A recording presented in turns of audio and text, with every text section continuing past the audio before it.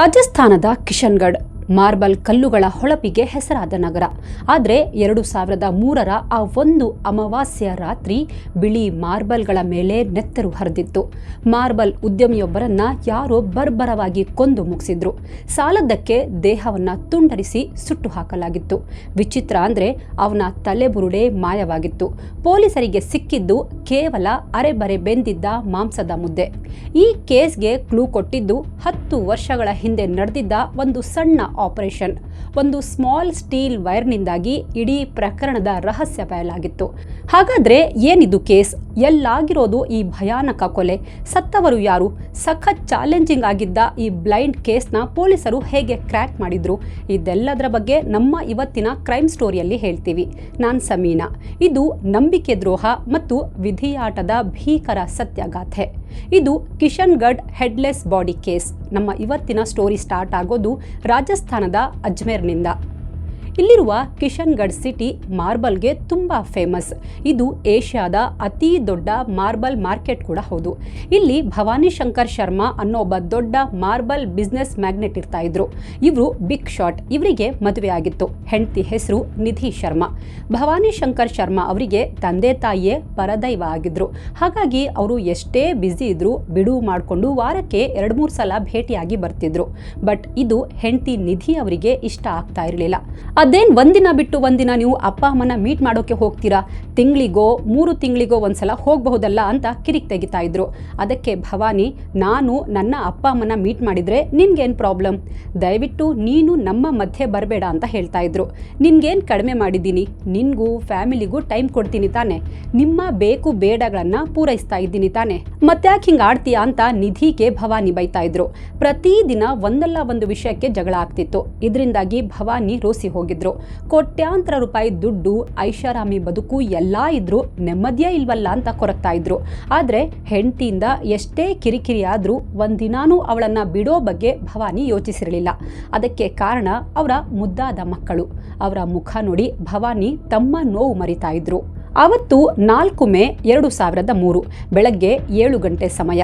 Paper ಹಾಕೋ ಹುಡುಗ ಭವಾನಿ ಶರ್ಮಾ ತಂದೆ ದುರ್ಗಾ ಪ್ರಸಾದ್ ಅವರ ಮನೆಗೆ ನ್ಯೂಸ್ ಪೇಪರ್ ಎಸ್ತು ಹೋಗ್ತಾನೆ. ದುರ್ಗಾ ಪ್ರಸಾದ್ಗೆ ಪ್ರತಿದಿನ ಟೀ ಕುಡ್ಕೊಂಡು ನ್ಯೂಸ್ ಪೇಪರ್ ಓದೋ ಅಭ್ಯಾಸ ಇತ್ತು. ಅವರು ರಿಟೈರ್ಡ್ ಟೀಚರ್. ಅವತ್ತು ದುರ್ಗಾ ಪ್ರಸಾದ್ ಅವರು ಪೇಪರ್ ಎತ್ಕೊಂಡು ಹೆಂಡತಿ ಭೌರಿ ದೇವಿಗೆ ಟೀ ಕೊಡೋಕೆ ಹೇಳಿ ನ್ಯೂಸ್ ಪೇಪರ್ ಬಿಡಿಸಿ ಓದೋಕೆ ಕೂರ್ತಾರೆ. ಹಾಗೆ ಟೀ ಸಿಪ್ ಮಾಡ್ತಾ ಅವತ್ತಿನ ಸುದ್ದಿಯ ಮೇಲೆ ಕಣ್ಣಾಡಿಸ್ತಾ ಇದ್ರು. ಹಾಗೆ ಜಸ್ಟ್ ಒಂದು ಸಿಪ್ ಮಾಡಿ ಫ್ರಂಟ್ ಪೇಜಲ್ಲಿದ್ದ ಸುದ್ದಿ ಓದ್ತಾರೆ. ಅದನ್ನ ನೋಡಿದ ಕೂಡಲೇ ಅವರ ಕೈಯಿಂದ ಟೀ ಕಪ್ ನೆಲಕ್ಕೆ ಬಿದ್ದಿತ್ತು. ದುರ್ಗಾ ಪ್ರಸಾದ್ ಬಾಯಿಂದ ಮಾತುಗಳೇ ಬರದೆ ಫ್ರೀಸ್ ಆಗಿದ್ರು. ಹಾಗಾದ್ರೆ ನ್ಯೂಸ್ ಪೇಪರ್ನಲ್ಲಿ ಅಂಥದ್ದೇನಿತ್ತು? ಇದು ಅರ್ಥ ಆಗಬೇಕು ಅಂದ್ರೆ ಕೆಲವು ದಿನಗಳು ಹಿಂದಕ್ಕೆ ಹೋಗಬೇಕು. ಆವತ್ತು 28 ಏಪ್ರಿಲ್ 2003 ಸಂಜೆ 5:15 ಸಮಯ. ರಾಜಸ್ಥಾನದ ಅಜ್ಮೇರ್ ಜಿಲ್ಲೆಯ ಸಾವರ್ ಪೊಲೀಸ್ ಸ್ಟೇಷನ್ಗೆ ಒಂದು ಕಾಲ್ ಬರುತ್ತೆ. ಕಾಲ್ ಮಾಡಿದವನು ತುಂಬಾ ಹೆದರ್ಕೊಂಡಿದ್ದ. ಸರ್, ಜಸ್ವಂತಪುರದಿಂದ ಸ್ವಲ್ಪ ದೂರದಲ್ಲಿರೋ ಬನಾಸ್ ನದಿ ತೀರದಲ್ಲಿ ಮನುಷ್ಯನ ತಲೆ ಬಿದ್ದಿದೆ ಸರ್. ಅದು ಫುಲ್ ಸುಟ್ಟೋಗಿದೆ. ನೀವು ಬೇಗ ಬನ್ನಿ ಸರ್ ಅಂತ ಒಂದೇ ಸಮನೆ ಏದುಸಿರು ಬಿಡ್ತಾ ಹೇಳ್ತಾನೆ. ಇರಯ್ಯ, ಸಮಾಧಾನವಾಗಿ ಹೇಳು, ನೀನ್ ಯಾರು ಅಂತ ಪೊಲೀಸರು ಪ್ರಶ್ನೆ ಕೇಳಿದ ಕೂಡಲೇ ಆ ವ್ಯಕ್ತಿ ಫೋನ್ ಕಟ್ ಮಾಡ್ಬಿಡ್ತಾನೆ. ಮತ್ತೆ ಕಾಲ್ ಮಾಡಿದ್ರೆ ಯಾರೂ ಪಿಕ್ ಮಾಡಲ್ಲ. ಅಂದ್ರೆ ಅದೊಂದು ಪಬ್ಲಿಕ್ ಟೆಲಿಫೋನ್ ಬೂತ್ ಆಗಿತ್ತು. ಸರಿ, ಯಾರೋ ಪ್ರ್ಯಾಂಕ್ ಕಾಲ್ ಮಾಡಿರ್ಬೇಕು ಅಂತ ಪೊಲೀಸರು ಅನ್ಕೋತಾರೆ. ಆದ್ರೂ ಸುಮ್ಮನೆ ಯಾಕೆ ರಿಸ್ಕ್, ಒಂದ್ಸಲ ನೋಡ್ಕೊಂಡು ಬರೋಣ ಅಂತ ಸಾವರ್ ಸ್ಟೇಷನ್ನ SHO ಸುರೇಂದ್ರ ಸಿಂಗ್ ತಮ್ಮ ಟೀಮ್ ಜೊತೆ ಬನಾಸ್ ನದಿ ತೀರಕ್ಕೆ ಹೋಗ್ತಾರೆ. ಅವರಿಗೆ ಬಂದಿದ್ದು ಪ್ರ್ಯಾಂಕ್ ಕಾಲ್ ಆಗಿರಲಿಲ್ಲ. ಅಲ್ಲಿ ಪಿಲ್ಲರ್ ನಂಬರ್ 11 ಹತ್ರ ಹೋಗಿ ನೋಡಿದಾಗ ಅಲ್ಲಿ ನಿಜವಾಗಿಯೂ ಒಬ್ಬ ವ್ಯಕ್ತಿಯ ಸುಟ್ಟ ತಲೆ ಬಿದ್ದಿತ್ತು. ಅಕ್ಕಪಕ್ಕ ಸರ್ಚ್ ಮಾಡ್ತಾರೆ. ಅಲ್ಲೇ ಪಕ್ಕದಲ್ಲಿ ಒಂದು ಪ್ಲಾಸ್ಟಿಕ್ ಗೋಣಿ ಸಿಗುತ್ತೆ. ಅದರ ಮೇಲೆ ರಕ್ತದ ಕಲೆಗಳಿದ್ವು. ಪೊಲೀಸರು ಇಲ್ಲಿಗೆ ಬಂದಿದ್ದಾರೆ ಅನ್ನೋ ಸುದ್ದಿ ತಿಳಿದ ಕೂಡಲೇ ಅಕ್ಕಪಕ್ಕದ ಊರಿನ ಜನ ಅಲ್ಲಿ ನೆರೆಯಲಾರಂಭಿಸಿದ್ರು. ಎಲ್ಲರಲ್ಲೂ ಅದಾಗ್ಲೇ ಗುಸುಗುಸು ಆರಂಭವಾಗಿತ್ತು. ಕೆಲವರು ತಮ್ಮದೇ ಫೇಕ್ ಕಥೆ ಕಟ್ಟಿ ಮಾತಾಡಲು ಶುರು ಮಾಡಿದ್ರು. ಯಾವುದೋ ಹೆಣ್ಣಿನ ಬುರುಡೆ ಅಂತೆ, ಯಾರೋ ಪರಿಸಿ ದೇಹ ಬೇರೆ ಕಡೆ ಹಾಕಿ ತಲೆ ಇಲ್ಲಿ ಬಿಸಾಕಿದ್ದಾರೆ ಅಂತ ಕೆಲವರು ಮಾತಾಡಿದ್ರೆ, ಇನ್ನೂ ಕೆಲವರು ಯಾರೋ ಮಾಟ ಮಂತ್ರ ಮಾಡಿ ತಲೆ ಇಲ್ಲಿಗೆ ತಂದು ಹಾಕಿದ್ದಾರೆ, ಇದರಿಂದ ಊರಿಗೆ ತೊಂದರೆ ಆಗುತ್ತೆ ಅಂತ ಕೆಲವರು ಗುಸುಗುಸು ಮಾತಾಡ್ತಾ ಇದ್ರು. ಪೊಲೀಸರು ತಪಾಸಣೆ ಮಾಡ್ತಾ ಇರುವಾಗಲೇ ಎಲ್ಲಿಂದಲೋ ಒಬ್ಬ ವ್ಯಕ್ತಿ ಓಡಿ ಬರ್ತಾನೆ. ಸರ್, ಅಲ್ಲಿ ಒಂದು ಬಾವಿ ಇದೆ, ಅದರಲ್ಲಿ ಏನೋ ತೇಲ್ತಾ ಇದೆ ಅಂತಾನೆ.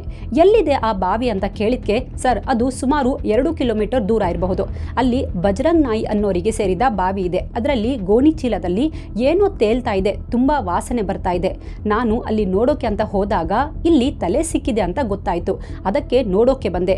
ನೀವು ಅಲ್ಲಿಗೆ ಬನ್ನಿ ಸರ್, ಏನಾದರೂ ಕ್ಲೂ ಸಿಗಬಹುದು ಅಂತಾನೆ. ಸಾಲದ್ದಕ್ಕೆ ಸರ್, ಅಲ್ಲಿಂದ ಸ್ವಲ್ಪ ದೂರದಲ್ಲೇ ಪುಲಿಯ ಅನ್ನೋ ಬ್ರಿಡ್ಜ್ ಇದೆ. ಅದರ ಹತ್ರ ಕೆಲ ರಕ್ತ ಸಿಕ್ತ ಬಟ್ಟೆಗಳು, ಒಂದು ದಿಂಬು, ಟೇಬಲ್ ಕವರ್, 2 ಪ್ಲಾಸ್ಟಿಕ್ ಕವರ್ ಕೂಡ ಬಿದ್ದಿದೆ. ನೀವು ಬೇಗ ಬನ್ನಿ ಸರ್ ಅಂತಾನೆ. ಈ ಸ್ಪಾಟ್ನಲ್ಲಿ ತಮ್ಮ ಟೀಮ್ನ ಕೆಲವರನ್ನ ಬಿಟ್ಟು SHO ಸುರೇಂದ್ರ ಸಿಂಗ್ ತಮ್ಮ ಉಳಿದ ಟೀಮ್ನವರನ್ನ ಕರ್ಕೊಂಡು ಬಾವಿ ಇದ್ದ ಜಾಗಕ್ಕೆ ಹೋಗ್ತಾರೆ. ಆ ಬಾವಿಗೆ ಸ್ಟೆಪ್ಸ್ ಇರಲಿಲ್ಲ. ಇಣುಕಿ ನೋಡಿದಾಗ ಅದರಲ್ಲಿ ಏನೋ ವಸ್ತು ತುಂಬಿದ ಗೋಣಿ ಚೀಲದ ಮೂಟೆ ಇತ್ತು. ತಕ್ಷಣ ಈಜುಗಾರರನ್ನ ಕರೆಸಿ ಚೈನ್ ಬಿಗಿದು ಆ ಗೋಣಿಯನ್ನ ಕಟ್ಟಿ ಅದನ್ನ ಮೇಲಕ್ಕೆ ಎತ್ತುತ್ತಾರೆ. ಮೂಟೆ ಓಪನ್ ಮಾಡಿದ ಕೂಡಲೇ ಪೊಲೀಸರು ಶಾಕ್ ಆಗಿದ್ರು. ಜೊತೆಗೆ ಅವರ ಊಹೆ ಸರಿಯಾಗಿತ್ತು. ಯಾಕಂದ್ರೆ ಅದರಲ್ಲಿ ತಲೆ ಇಲ್ಲದ, ಬಟ್ಟೆಗಳಿಲ್ಲದ ಒಂದು ನಗ್ನ ದೇಹ ಇತ್ತು. ದೇಹವನ್ನ ಅರ್ಧಂಬರ್ಧ ಸುಡಲಾಗಿತ್ತು. ಆ ಸೀನ್ ಸಖತ್ ಭಯಾನಕವಾಗಿತ್ತು. ದುರ್ವಾಸನೆಯು ಬರ್ತಿತ್ತು. ಯಾರೋ ಬರ್ಬರವಾಗಿ ಸಾಯಿಸಿ ಗುರುತು ಸಿಗಬಾರದು ಅಂತ ತರಿಸಿ ಸುಟ್ಟು ಬೇರೆ ಬೇರೆ ಕಡೆ ಬಿಸಾಕಿದ್ದಾರೆ ಅನ್ನೋದು ಕನ್ಫರ್ಮ್ ಆಗಿತ್ತು. ಪೊಲೀಸರು ತಲೆ ಮತ್ತು ಅರೆಬೆಂದ ದೇಹವನ್ನ PMಗೆ ಕಳಿಸ್ತಾರೆ. ಸ್ಥಳಕ್ಕೆ ಬಂದಿದ್ದ ಫೋಟೋಗ್ರಾಫರ್ಸ್ ಮತ್ತು ಫೋರೆನ್ಸಿಕ್ ಟೀಮ್ ಎಲ್ಲ ಎವಿಡೆನ್ಸ್ ಕಲೆಕ್ಟ್ ಮಾಡ್ತಾರೆ. ಎಲ್ಲವನ್ನು ಲ್ಯಾಬ್ಗೆ ಕಳಿಸ್ತಾರೆ. ಸತ್ತಿರೋದು ಪುರುಷ ಅನ್ನೋದೇನೋ ಗೊತ್ತಾಗಿತ್ತು. ಬಟ್ ಈಗ ಪೊಲೀಸರ ಮುಂದೆ ಇದ್ದ ಪ್ರಶ್ನೆ ಅಂದ್ರೆ, ಸತ್ತ ವ್ಯಕ್ತಿ ಯಾರು, ಅವನು ಎಲ್ಲಿಯವನು ಅನ್ನೋದು. ಜೊತೆಗೆ ಇವನನ್ನ ಬೇರೆ ಎಲ್ಲೋ ಕೊಂದು ಇಲ್ಲಿ ಬಿಸಾಕಿರಬಹುದು ಅಂತಾನೂ ಅನುಮಾನಿಸಲಾಗಿತ್ತು. ಎಲ್ಲಕ್ಕಿಂತ ಮುಖ್ಯವಾಗಿ ಪೊಲೀಸರಿಗೆ ಫೋನ್ ಮಾಡಿದ್ದ ಆ ವ್ಯಕ್ತಿ ಯಾರು? ಪೊಲೀಸರು ತನಿಖೆಗಿಳಿತಾರೆ. 3 ದಿನ ಕಳೆಯುತ್ತೆ. ಅಷ್ಟರಲ್ಲಿ PM ರಿಪೋರ್ಟ್ ಬರುತ್ತೆ. ರಿಪೋರ್ಟ್ನಲ್ಲಿ ತಲೆ ಮತ್ತು ನಗ್ನ ದೇಹ ಒಬ್ಬ ಗಂಡಸಿನದ್ದು ಅಂತ ಹೇಳಲಾಗಿತ್ತು. ಅವನಿಗೆ ಹಿಂಬದಿಯಿಂದ ಬಲವಾಗಿ ತಲೆಗೆ ಹೊಡೆಯಲಾಗಿದೆ. ಕೊಲೆ ಮಾಡೋಕ್ಕೂ ಮೊದಲು ಅವನಿಗೆ ನಿದ್ರೆ ಮಾತ್ರೆ ಕೊಟ್ಟಿದ್ರು ಅಂತಾನೂ ರಿಪೋರ್ಟ್ನಲ್ಲಿತ್ತು. ಇನ್ನೊಂದು ಇಂಪಾರ್ಟೆಂಟ್ ವಿಷಯ ಅಂದ್ರೆ, ಸತ್ತ ವ್ಯಕ್ತಿಯ ಎಡಗಡೆಯ ಕಣ್ಣಿನ ಕೆಳಗಡೆ ಇದ್ದ ಚೀಕ್ ಬೋನ್ ಹತ್ರ ಒಂದು ಸರ್ಜರಿ ಆಗಿದೆ. ಅದಕ್ಕೆ ಸ್ಟೀಲ್ನ ವೈರ್ ಹಾಕಲಾಗಿದೆ ಅಂತ ರಿಪೋರ್ಟ್ನಲ್ಲಿ ಹೇಳಲಾಗಿತ್ತು. ಇದು ಪೊಲೀಸರಿಗೆ ಸಿಕ್ಕ ಮೇಜರ್ ಕ್ಲೂ ಆಗಿತ್ತು. ಅಂದ್ರೆ ಕೊಲೆಯಾದ ವ್ಯಕ್ತಿಗೆ ಈ ಮೊದಲು ಅಪಘಾತ ಆಗಿರಬಹುದು. ಆಗ ಮೇಜರ್ ಸರ್ಜರಿಯಾಗಿ ಸ್ಟೀಲ್ ವೈರ್ನ ಹಾಕಿರಬಹುದಾ ಅಂತ ಪೊಲೀಸರು ಯೋಚಿಸ್ತಾರೆ. ಇಷ್ಟು ಇನ್ಫಾರ್ಮೇಶನ್ ತಗೊಂಡು ಪೊಲೀಸರು ಊರವರ ಹತ್ರ ವಿಚಾರಿಸ್ತಾರೆ. ಬಟ್ ಅಲ್ಲಿ ಯಾರಿಗೂ ಅಂಥ ವ್ಯಕ್ತಿಯ ಬಗ್ಗೆ ಮಾಹಿತಿ ಇರಲಿಲ್ಲ. ಇಲ್ಲ, ನಮ್ಮೂರಲ್ಲಿ ಯಾರಿಗೂ ಆ ರೀತಿ ಆಕ್ಸಿಡೆಂಟ್ ಆಗಲಿ ಸ್ಟೀಲ್ ವೈರ್ ಹಾಕಿರೋ ಬಗ್ಗೆ ನಮಗೆ ಗೊತ್ತಿಲ್ಲ ಅಂತಾರೆ. ಹೀಗೆ ಹಲವು ದಿನ ಕಳೆಯುತ್ತೆ. ಈಗಲೂ ಆ ಶವ ಯಾರದ್ದು ಅಂತ ಗೊತ್ತಾಗಿರಲಿಲ್ಲ. ಅಕ್ಕಪಕ್ಕದ ಸ್ಟೇಷನ್ಗಳಲ್ಲಿ ಯಾವುದಾದ್ರೂ ಮಿಸ್ಸಿಂಗ್ ಕೇಸ್ ಇದೆಯಾ ಅಂತಾನೂ ಚೆಕ್ ಮಾಡ್ತಾರೆ. ಕೊನೆಗೆ ಶವ ಕ್ಲೇಮ್ ಮಾಡೋಕೆ ಯಾರೂ ಬರದೇ ಇದ್ದಾಗ ಅನಾಮಧೇಯ ಶವ ಅಂತ ಡಿಕ್ಲೇರ್ ಮಾಡಿ ಪೊಲೀಸರೇ ಅಂತ್ಯಕ್ರಿಯೆ ಮಾಡಿ ಮುಗಿಸ್ತಾರೆ. ಪೊಲೀಸರಿಗೆ ಈ ಕೇಸ್ ಬ್ಲೈಂಡ್ ಕೇಸ್ ಆಗಿತ್ತು. ತನಿಖೆ ಡೆಡ್ ಎಂಡ್ ರೀಚ್ ಆಗಿತ್ತು. ಆದರೂ ಪೊಲೀಸರು ಪ್ರಯತ್ನ ಬಿಟ್ಟಿರಲಿಲ್ಲ. ಅಲ್ಲಿನ ಲೋಕಲ್ ನ್ಯೂಸ್ ಪೇಪರ್ನಲ್ಲಿ ಕೊಲೆಯಾದ ವ್ಯಕ್ತಿಯ ಬಗ್ಗೆ ಸಿಕ್ಕಿದ್ದ ಚಿಕ್ಕ ಪುಟ್ಟ ಮಾಹಿತಿ ಆಧರಿಸಿ ಒಂದು ಆರ್ಟಿಕಲ್ ಬರೆಸ್ತಾರೆ. ಒಂದು ರೀಕನ್ಸ್ಟ್ರಕ್ಟೆಡ್ ಫೋಟೋ ಕೂಡ ಹಾಕಿಸ್ತಾರೆ. ಎಡಗಣ್ಣಿನ ಕೆಳಗಡೆ ಸ್ಟೀಲ್ ವೈರ್ ಇರೋ ವ್ಯಕ್ತಿ ಅಂತ ದೊಡ್ಡದಾಗಿ ಹೆಡ್ಲೈನ್ ಬರೆಸ್ತಾರೆ. ಅದನ್ನೇ ಆರ್ಟಿಕಲ್ನಲ್ಲಿ ಹೈಲೈಟ್ ಮಾಡಿದ್ರು. ಸ್ಟೀಲ್ ತಂತಿ ಪದವನ್ನ ಅಂಡರ್ಲೈನ್ ಮಾಡಿಸಿದ್ರು. ಇದೇ ಆರ್ಟಿಕಲ್ನ ಅವತ್ತು ಮೇ 4 ಬೆಳಗ್ಗೆ ರಿಟೈರ್ಡ್ ಟೀಚರ್ 70 ವರ್ಷದ ದುರ್ಗಾ ಪ್ರಸಾದ್ ಅವರು ಟೀ ಕುಡ್ಕೊಂಡು ಓದ್ತಾ ಇದ್ದಿದ್ದು. ಈ ನ್ಯೂಸ್ ಓದಿದ ಕೂಡಲೇ ಅವರ ಮೈಯಲ್ಲಿ ಕರೆಂಟ್ ಪಾಸ್ ಆದಂತೆ ಆಗಿತ್ತು. ಗೂಸ್ ಬಂಪ್ಸ್ ಬಂದಿತ್ತು. ಸುದ್ದಿ ಓದ್ತಾ ದುರ್ಗಾ ಪ್ರಸಾದ್ ಫುಲ್ ಬೆವ್ತು ಹೋಗಿದ್ರು. ಅವರಿಗೆ 11 ವರ್ಷದ ಹಿಂದೆ ನಡೆದಿದ್ದ ಆ ಭೀಕರ ಆಕ್ಸಿಡೆಂಟ್ ನೆನಪಾಗಿತ್ತು. 11 ವರ್ಷಗಳ ಹಿಂದೆ ಒಂದು ಭಯಾನಕ ಆಕ್ಸಿಡೆಂಟ್ ಆಗಿತ್ತು. ತಕ್ಷಣ ಆ ವ್ಯಕ್ತಿಯನ್ನ ದೆಹಲಿಯ ಗಂಗಾರಾಮ್ ಆಸ್ಪತ್ರೆಗೆ ದಾಖಲು ಮಾಡಲಾಗಿತ್ತು.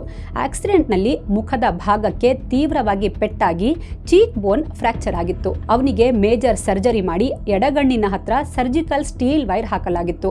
ಅವತ್ತು ಆಪರೇಷನ್ ಆಗಿದ್ದು ಮತ್ಯಾರಿಗೂ ಅಲ್ಲ, ಬದಲಿಗೆ ದುರ್ಗಾ ಪ್ರಸಾದ್ ಅವರ ಮಗ ಭವಾನಿ ಶಂಕರ್ ಅವರಿಗೆ. ಅಲ್ಲಿಗೆ ಈ ಆರ್ಟಿಕಲ್ನಲ್ಲಿ ಬರೆದಿರೋದು ತಮ್ಮ ಮಗನ ಬಗ್ಗೆನಾ, ಅಂದ್ರೆ ಅವನು ಕೊಲೆಯಾಗಿದ್ದಾನಾ ಅಂತ ದುರ್ಗಾ ಪ್ರಸಾದ್ ಗಾಬರಿಯಾಗ್ತಾರೆ.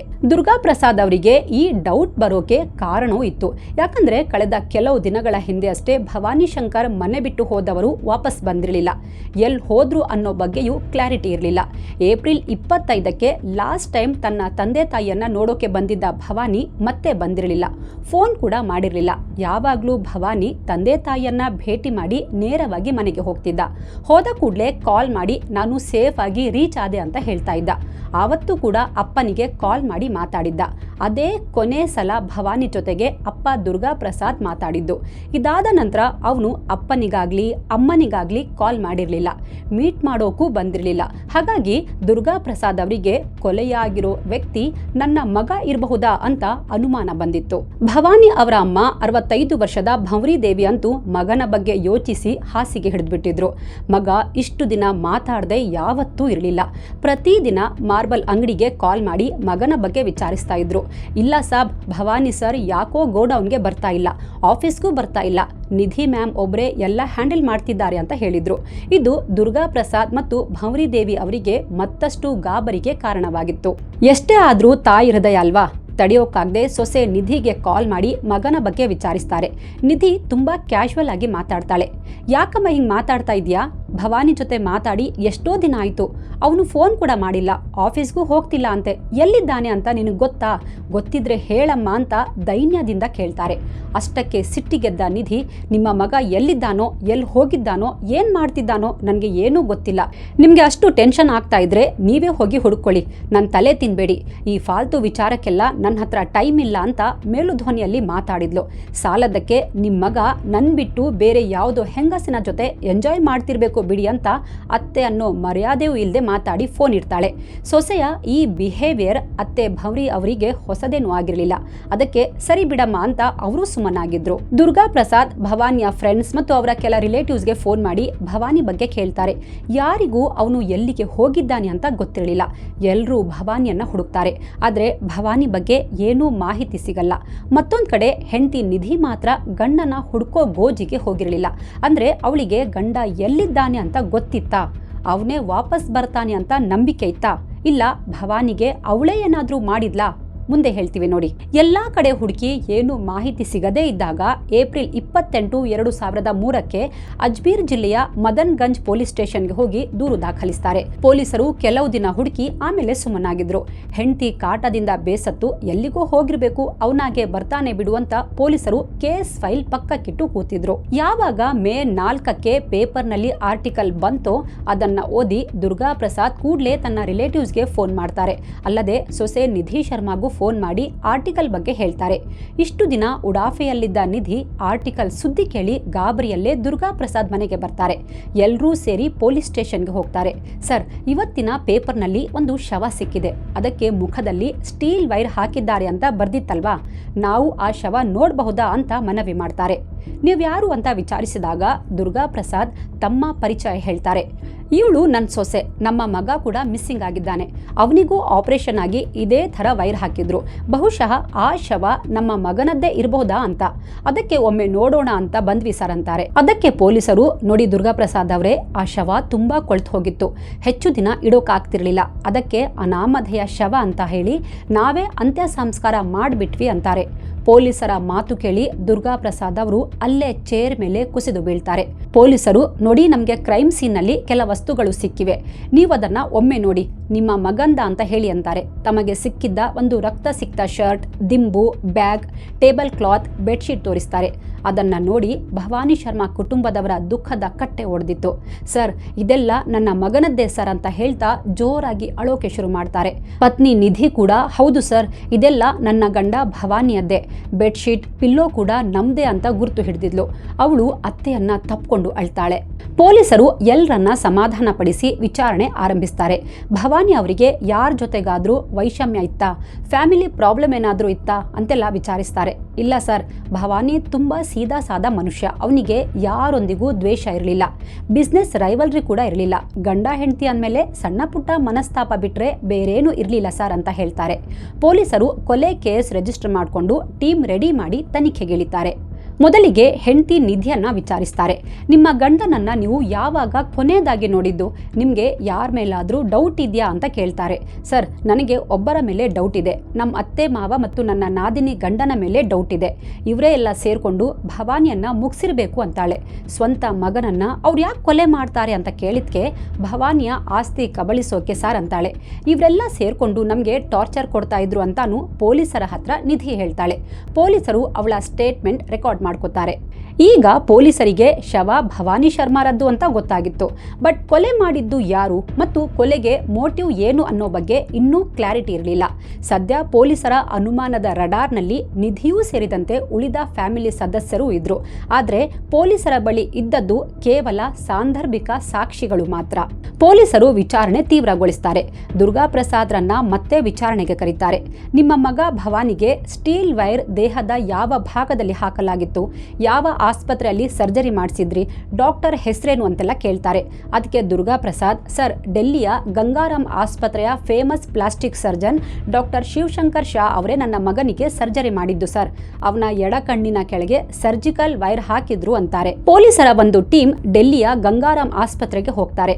ಸರ್ಜರಿ ಮತ್ತು ಸ್ಟೀಲ್ ವೈರ್ ಬಗ್ಗೆ ಡಾಕ್ಟರ್ ಶಿವಶಂಕರ್ ಶಾ ಬಳಿ ವಿಚಾರಿಸ್ತಾರೆ. ಹಳೆಯ ರೆಕಾರ್ಡ್ಸ್ ತೆಗೆದು ಚೆಕ್ ಮಾಡಿ, ಹೌದು ಸರ್, ಆ ಸರ್ಜರಿ ನಾನೇ ಮಾಡಿದ್ದು. 11 ವರ್ಷಗಳೇ ಆಯಿತು. ಭವಾನಿ ಶಂಕರ್ ಅನ್ನೋರಿಗೆ ಭೀಕರ ಆಕ್ಸಿಡೆಂಟ್ ಆಗಿತ್ತು. ಅವರ ಲೆಫ್ಟ್ ಕಣ್ಣಿನ ಕೆಳಗೆ ಸರ್ಜಿಕಲ್ ಸ್ಟೀಲ್ ವೈರ್ ಹಾಕಿದ್ದೆ ಅಂತಾರೆ. ಅಲ್ಲಿಗೆ ಆ ಶವ ಭವಾನಿಯದ್ದೇ ಅನ್ನೋ ಕನ್ಕ್ಲೂಷನ್ಗೆ ಪೊಲೀಸರು ಬಂದಿದ್ರು. ಇಲ್ಲಿಂದ ಭವಾನಿಯ ಬ್ಯಾಕ್ ಗ್ರೌಂಡ್, ಪರ್ಸನಲ್ ಲೈಫ್ ಎಲ್ಲವನ್ನ ಜಾಲಾಡೋಕೆ ಸ್ಟಾರ್ಟ್ ಮಾಡ್ತಾರೆ. ಭವಾನಿ ಶರ್ಮಾ ಮದುವೆ ಬಳಿಕ ತಂದೆ ತಾಯಿಯಿಂದ ಸೆಪರೇಟ್ ಆಗಿ ಹೆಂಡತಿ ಜೊತೆ ವಾಸಿಸ್ತಾ ಇದ್ರು. ಭವಾನಿಗೆ ಅಪ್ಪ ಅಮ್ಮ ಅಂದ್ರೆ ಪಂಚಪ್ರಾಣ. ಹೀಗಾಗಿ ಪ್ರತಿ ತಿಂಗಳು ಅಮ್ಮನಿಗೆ ಖರ್ಚಿಗೆ ದುಡ್ಡು ಕೊಡ್ತಿದ್ರು. ಇದೇ ವಿಚಾರಕ್ಕೆ ಗಂಡ ಹೆಂಡತಿ ಮಧ್ಯೆ ಕಿರಿಕಾಗ್ತಿತ್ತು. ಅಪ್ಪ ಅಮ್ಮನಿಗೆ ಯಾಕೆ ದುಡ್ಡು ಕೊಡ್ತೀಯಾ ಅಂತ ಹೆಂಡತಿ ಜಗಳ ಆಡ್ತಿದ್ಲು. ಆದ್ರೂ ಭವಾನಿ ದುಡ್ಡು ಕೊಡೋದು ಮುಂದುವರಿಸಿದ್ದ. ಈ ವೇಳೆ ಭವಾನಿ ಕೊಲೆಯಾಗೋಕ್ಕೂ ಮೊದಲು ನಿಧಿ ಅಣ್ಣನ ಜೊತೆ ದೊಡ್ಡ ಜಗಳ ಆಗಿತ್ತು ಅನ್ನೋದು ಪೊಲೀಸರಿಗೆ ಗೊತ್ತಾಗುತ್ತೆ.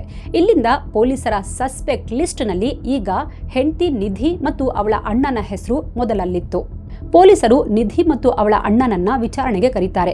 ಏನ್ ಸರ್ ನೀವು, ನಾನು ನನ್ನ ಗಂಡನನ್ನ ಕಳ್ಕೊಂಡು ದುಃಖದಲ್ಲಿದ್ದೀನಿ. ನೀವು ಗಂಡನ ಕೊಲೆಗಾರನನ್ನ ಹಿಡಿತೀರಾ ಅಂತ ಕಾಯ್ತಾ ಇದ್ರೆ, ನೀವು ನೋಡಿದ್ರೆ ನಮ್ಮನ್ನೇ ಸ್ಟೇಷನ್ಗೆ ಕರ್ಕೊಂಡು ಬಂದು ಟಾರ್ಚರ್ ಕೊಡ್ತಿದ್ದೀರಲ್ಲ ಅಂತ ನಿಧಿ ಬೇಸರದಲ್ಲೇ ಹೇಳ್ತಾಳೆ. ಏನಿಲ್ಲ, ಕೆಲವು ಬೇಸಿಕ್ ಇನ್ಫಾರ್ಮೇಶನ್ ಬೇಕು ಅಷ್ಟೇ. ರುಟೀನ್ ಎನ್ಕ್ವೈರಿ, ಕೆಲವು ಪ್ರಶ್ನೆಗಳಿಗೆ ಉತ್ತರ ಕೊಟ್ಟು ನೀವು ಹೋಗಬಹುದು ಅಂತಾರೆ. ನಿಧಿ ಮತ್ತು ಅವಳ ಅಣ್ಣನನ್ನ ಬೇರೆ ಬೇರೆ ಸೆಲ್ನಲ್ಲಿ ಕೂರಿಸ್ತಾರೆ. ವಿಚಾರಣೆ ಆರಂಭಿಸ್ತಾರೆ. ಹೌದು ಸರ್, ಯಾವುದೋ ಒಂದು ಸಣ್ಣ ವಿಚಾರಕ್ಕೆ ಭವಾನಿ ಜೊತೆ ಜಗಳ ಆಗಿತ್ತು ಅಷ್ಟೇ ಸರ್ ಅಂತ ನಿಧಿ ಅಣ್ಣ ಹೇಳ್ತಾನೆ. ಆದರೆ ನಾನು ಅವನ ಕೊಲೆ ಮಾಡಿಲ್ಲ ಸರ್, ಸಣ್ಣ ವಿಚಾರಕ್ಕೆಲ್ಲ ಯಾರಾದರೂ ಕೊಲೆ ಮಾಡ್ತಾರಾ ಸರ್ ಅಂತಾನೆ. ನಿಧಿ ಕೂಡ ಸೇಮ್ ಕ್ಯಾಸೆಟ್ ರಿಪೀಟ್ ಮಾಡಿದ್ಲು. ಬಟ್ ಅವರಿಬ್ಬರ ಮಾತಲ್ಲಿ ನಡುಕ ಇದ್ದಿದ್ದನ್ನ ಪೊಲೀಸರು ಗಮನಿಸಿದ್ರು. ಹೀಗಾಗಿ ಇವರು ಏನು ಹೈಡ್ ಮಾಡ್ತಿದ್ದಾರೆ ಅನ್ನೋ ಗುಮಾನಿ ಪೊಲೀಸರಿಗೆ ಬಂದಿತ್ತು. ನೋಡಿ, ನಮಗೆ ಕೊಲೆಗಾರನ ಬಗ್ಗೆ ಗೊತ್ತಾಗಿದೆ, ನೀವಾಗೆ ಎಲ್ಲ ನಿಜ ಹೇಳಿದ್ರೆ ಸರಿ, ಇಲ್ಲ ಅಂದ್ರೆ ನಮ್ಮಲ್ಲಿ 3rd ಡಿಗ್ರಿ ಟ್ರೀಟ್ಮೆಂಟ್ ಅಂತಾನೂ ಒಂದಿದೆ, ಅದನ್ನ ನೀವು ತಡೆಯೋಕ್ಕಾಗಲ್ಲ ಅಂತಾರೆ. ಪೊಲೀಸರ ಮಾತು ಕೇಳಿ ನಿಧಿ ನಡುಗೋಕೆ ಆರಂಭಿಸಿದ್ಲು.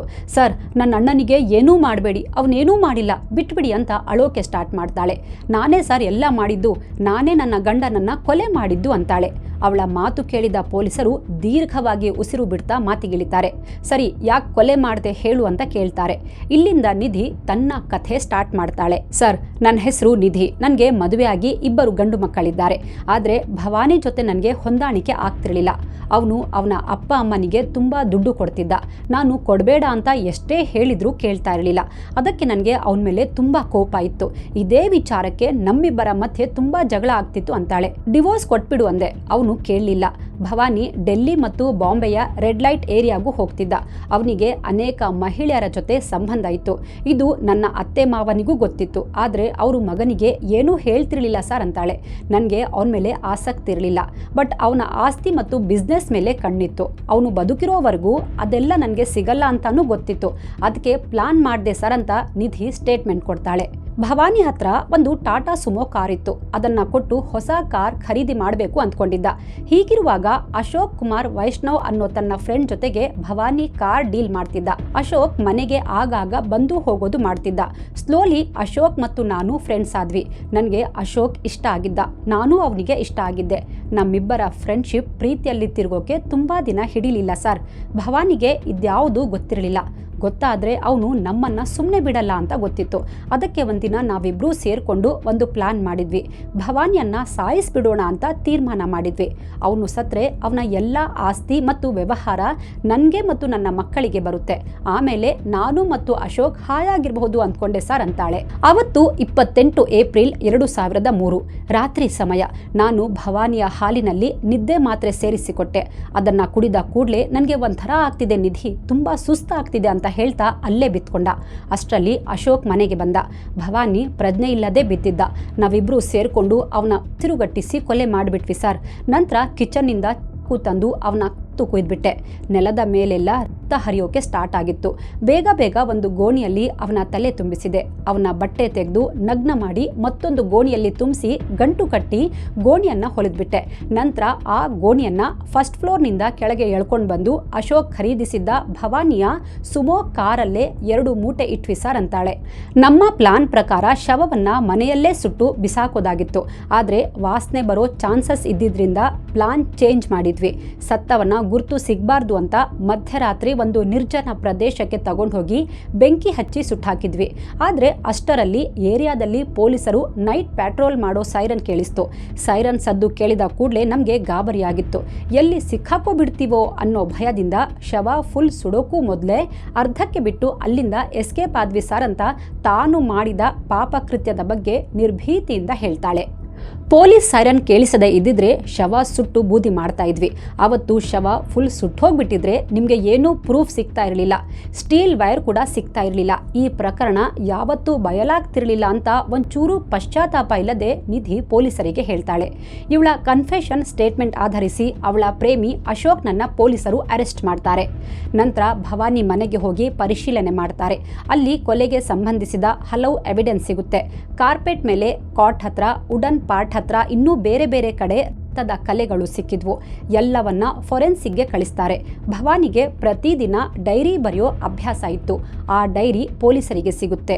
ಈ ಡೈರಿಯ 134ನೇ ಪೇಜ್ನಲ್ಲಿ ಭವಾನಿ ಕೊಲೆಯಾಗೋ 1 ವರ್ಷ ಮುಂಚೆ ನನ್ನ ಹೆಂಡತಿ ನಿಧಿ ನನಗೆ ಡಿವೋರ್ಸ್ ಕೊಡುವಂತ ಧಮಕಿ ಹಾಕ್ತಿದ್ದಾಳೆ. ಅವಳು ನನಗೆ ಮಾನಸಿಕವಾಗಿ, ಭಾವನಾತ್ಮಕವಾಗಿ ತುಂಬಾನೇ ಟಾರ್ಚರ್ ಕೊಡ್ತಾ ಇದ್ದಾಳೆ. ಎಷ್ಟೋ ಸಲ ಹೇಳ್ದೆ ಕೇಳ್ದೆ ಮನೆ ಬಿಟ್ಟು ಹೋಗ್ತಾಳೆ. ನನಗೆ ನನ್ನ ಜೀವನ ಸಾಕಾಗಿ ಹೋಗಿದೆ. ನಾನು ಒಂಟಿಯಾಗ್ಬಿಟ್ಟಿದ್ದೀನಿ. ಏನ್ ಮಾಡಬೇಕು ಗೊತ್ತಾಗ್ತಿಲ್ಲ ಅಂತ ಬರ್ಕೊಂಡಿದ್ದ. ನನ್ನ ಹತ್ರ ಬೇರೆ ದಾರಿ ಇಲ್ಲ. ನಮ್ಮಿಬ್ಬರ ಒಳಿತಿಗಾಗಿ ಕೋರ್ಟ್ನಲ್ಲಿ ಡಿವೋರ್ಸ್ ಫೈಲ್ ಮಾಡೋದೇ ಬೆಸ್ಟ್ ಅನ್ನಿಸ್ತಾ ಇದೆ ಅಂತ ಬರ್ದಿದ್ದ. ಅಲ್ಲದೆ ಡಿವೋರ್ಸ್ ಕೇಸ್ ಫೈಲ್ ಮಾಡೋಕೆ ಕೋರ್ಟ್ಗೆ ಕರ್ಕೊಂಡು ಹೋಗಿದ್ದು ಸೇರಿದಂತೆ ತನ್ನ ಇನ್ನೂ ಅನೇಕ ಸಮಸ್ಯೆಗಳ ಬಗ್ಗೆ ಡೈರಿಯಲ್ಲಿ ಬರ್ಕೊಂಡಿದ್ದ. ಡೈರಿಯಲ್ಲಿ ಇನ್ನೂ ಕೆಲವು ಕಡೆ ನನ್ನ ಹೆಂಡತಿ ಯಾವತ್ತಾದರೂ ನನ್ನ ಊಟದಲ್ಲಿ ವಿಷ ಹಾಕ್ಬಿಟ್ರೆ, ನಶೆ ಪದಾರ್ಥ ಮಿಕ್ಸ್ ಮಾಡಿಬಿಟ್ರೆ ಅಂತಾನೂ ಆತಂಕ ವ್ಯಕ್ತಪಡಿಸಿದ್ದ. ಅವನು ಡೈರಿ ಬರೆಯುವಾಗ ಕೆಲವೊಮ್ಮೆ ಅತ್ತಿರೋ ಬಗ್ಗೆಯೂ ಕುರು ಹೋಯಿತು. ಕೆಲವು ಪುಟಗಳ ಮೇಲೆ ಕಣ್ಣೀರು ಬಿದ್ದಿರೋ ಮಾರ್ಕ್ಸ್ ಇದ್ವು. ಮಕ್ಕಳು ತುಂಬಾ ಚಿಕ್ಕವರು. ಅವರ ಭವಿಷ್ಯದ ದೃಷ್ಟಿಯಿಂದ ಹೆಂಡತಿಯನ್ನ ಬಿಡೋಕ್ಕಾಗ್ತಿಲ್ಲ ಅಂತಾನೂ ಬರ್ಕೊಂಡಿದ್ದ. ಪೊಲೀಸರು ಎಲ್ಲ ಎವಿಡೆನ್ಸ್ ಕಲೆಕ್ಟ್ ಮಾಡಿ ನಿಧಿ ಮತ್ತು ಅಶೋಕ್ನನ್ನ ನ್ಯಾಯಾಲಯಕ್ಕೆ ಹಾಜರುಪಡಿಸ್ತಾರೆ. ನ್ಯಾಯಾಲಯದಲ್ಲಿ ಇಬ್ಬರ ವಿರುದ್ಧದ ಅಪರಾಧ ಸಾಬೀತಾಗಿತ್ತು.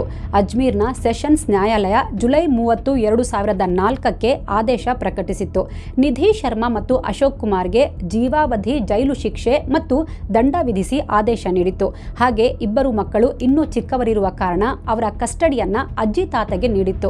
ಅಲ್ಲದೆ ಅಜ್ಜಿ ತಾತ ಮಕ್ಕಳು ದೊಡ್ಡವರಾಗೋವರೆಗೂ ಗಾರ್ಡಿಯನ್ ಆಗಿರ್ತಾರೆ. ಮಕ್ಕಳು ದೊಡ್ಡವರಾದ್ಮೇಲೆ ಅವರ ತಂದೆಯ ಬಿಸ್ನೆಸ್ ಅವರೇ ನೋಡ್ಕೋಬೇಕು ಅಂತಾನೂ ಆದೇಶದಲ್ಲಿ ತಿಳಿಸಿತ್ತು. ನಿಧಿ ಮತ್ತು ಅಶೋಕ್ ಸೆಷನ್ ಕೋರ್ಟ್ ತೀರ್ಪಿನ ವಿರುದ್ಧ ರಾಜಸ್ಥಾನ್ ಹೈಕೋರ್ಟ್ನಲ್ಲಿ ಮೇಲ್ಮನವಿ ಸಲ್ಲಿಸ್ತಾರೆ. ಆದರೆ ಹೈಕೋರ್ಟ್ ಕೆಳ ನ್ಯಾಯಾಲಯದ ಶಿಕ್ಷೆಯನ್ನ ಎತ್ತಿ ಹಿಡಿದಿತ್ತು. ಇಂಟ್ರೆಸ್ಟಿಂಗ್ ವಿಚಾರ ಅಂದ್ರೆ ನಿಧಿ ಶರ್ಮಾ 14 ವರ್ಷ ಜೈಲು ಶಿಕ್ಷೆ ಅನುಭವಿಸಿ ನಂತರ ಸನ್ನಡತೆ ಮತ್ತು ರೆಮಿಷನ್ ಅಂದ್ರೆ ಕಾನೂನುಬದ್ಧ ಕ್ಷಮಾದಾನದ ಆಧಾರದ ಮೇಲೆ ಜೈಲಿನಿಂದ ಬಿಡುಗಡೆಯಾಗಿದ್ದಾಳೆ. 2018ರ ವೇಳೆಗೆ ನಿಧಿ ಜೈಲಿನಿಂದ ಬಿಡುಗಡೆಯಾಗಿದ್ದಾಳೆ. ಹಾಗೆ ಅಶೋಕ್ ಕುಮಾರ್ ಕೂಡ ತನ್ನ ಶಿಕ್ಷೆ ಪೂರೈಸಿ ಜೈಲಿನಿಂದ ಬಿಡುಗಡೆಯಾಗಿದ್ದಾನೆ. ಇಬ್ಬರೂ ಈಗ ಸ್ವತಂತ್ರ ನಾಗರಿಕರಾಗಿದ್ದಾರೆ. ಜೈಲು ಶಿಕ್ಷೆ ಅನುಭವಿಸಿ ಹೊರಗಡೆ ಬಂದ ಮೇಲೆ ಅವಳಿಗೆ ಪ್ರಾಪರ್ಟಿ ಸಿಕ್ತಾ? ಖಂಡಿತ ಇಲ್ಲ. ಉಲ್ಟಾ ಅವಳಿಗೆ ಸಂಕಷ್ಟ ಜಾಸ್ತಿ ಆಗಿತ್ತು. ಅವಳ ಇಬ್ಬರು ಮಕ್ಕಳು ಈಗ ದೊಡ್ಡವರಾಗಿದ್ದಾರೆ. ಅವರಿಗೆ ಅಮ್ಮನೇ ನಮ್ಮ ತಂದೆಯ ಕೊಲೆಗಾತಿ ಅಂತ ಗೊತ್ತಾಗಿದೆ. ಅವರು ಅವಳ ಮುಖ ಕೂಡ ನೋಡೋಕೆ ರೆಡಿ ಇಲ್ಲ. ಮಕ್ಕಳ ಕಸ್ಟಡಿ ಕೋರಿ ಕೋರ್ಟಲ್ಲಿ ಅರ್ಜಿ ಸಲ್ಲಿಸ್ತಾಳೆ. ಗಂಡನ ಆಸ್ತಿಯಲ್ಲಿ ನನಗೆ ಪಾಲು ಬೇಕು. ಮಕ್ಕಳು ಇನ್ನೂ ಚಿಕ್ಕವರು. ಅವರಿಗೆ ಬಿಸ್ನೆಸ್ ನೋಡ್ಕೊಳ್ಳೋಕೆ ಬರಲ್ಲ. ನನಗೆ ಆಸ್ತಿ ಜವಾಬ್ದಾರಿ ಕೊಡಬೇಕು ಅಂತ ಕೋರ್ಟಲ್ಲಿ ಅರ್ಜಿ ಹಾಕಿದ್ಲು.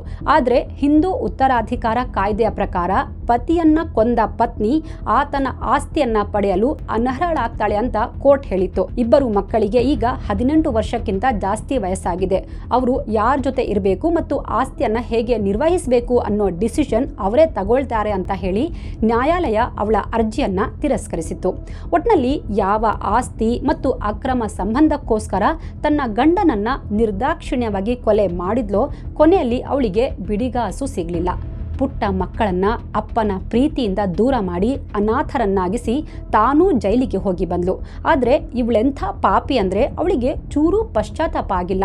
ಆಸ್ತಿಗಾಗಿ ಇನ್ನೂ ಕಾನೂನು ಹೋರಾಟ ಮಾಡ್ತಾ ಸ್ವಚ್ಛಂದವಾಗಿ ಬದುಕು ಸಾಗಿಸ್ತಾ ಇದ್ದಾಳೆ. ನಾವು ಯಾವಾಗಲೂ ಹೇಳೋದು ಒಂದೇ ಮಾತು, ಇಷ್ಟ ಇಲ್ಲ, ಹೊಂದಾಣಿಕೆ ಆಗ್ತಿಲ್ಲ ಅಂದರೆ ಹಿರಿಯರು, ಸ್ನೇಹಿತರು, ಹಿತೈಷಿಗಳ ಸಮ್ಮುಖದಲ್ಲಿ ಕೂತು ನಿಸ್ಸಂಕೋಚವಾಗಿ ಮಾತಾಡಿ ಬಗೆಹರಿಸಿಕೊಳ್ಬೇಕು.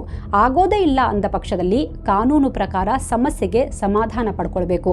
ಅದು ಬಿಟ್ಟು ಹೀಗೆ ಕೊಲೆ ಮಾಡುವಂಥ ನೀಚ ಕೃತ್ಯಕ್ಕೆ ಕೈ ಹಾಕೋದು ಎಂದಿಗೂ ಯಾವ ಸಮಸ್ಯೆಗೂ ಪರಿಹಾರವಲ್ಲ. ಒಂದು ಕೊಲೆ ಅದೆಷ್ಟೋ ಬದುಕುಗಳನ್ನು ಬರ್ಬಾದ್ ಮಾಡಿಬಿಡುತ್ತೆ. ಎಲ್ಲರಿಗೂ ಬದುಕೋ ಸಮಾನ ಹಕ್ಕಿದೆ. ಬದುಕೋಕೆ ಬಿಡಿ. ಈ ಕೇಸ್ ಬಗ್ಗೆ ನಿಮಗೆ ಏನು ಅನಿಸುತ್ತೆ ಕಾಮೆಂಟ್ ಮಾಡಿ ತಿಳಿಸಿ. Thank you so much.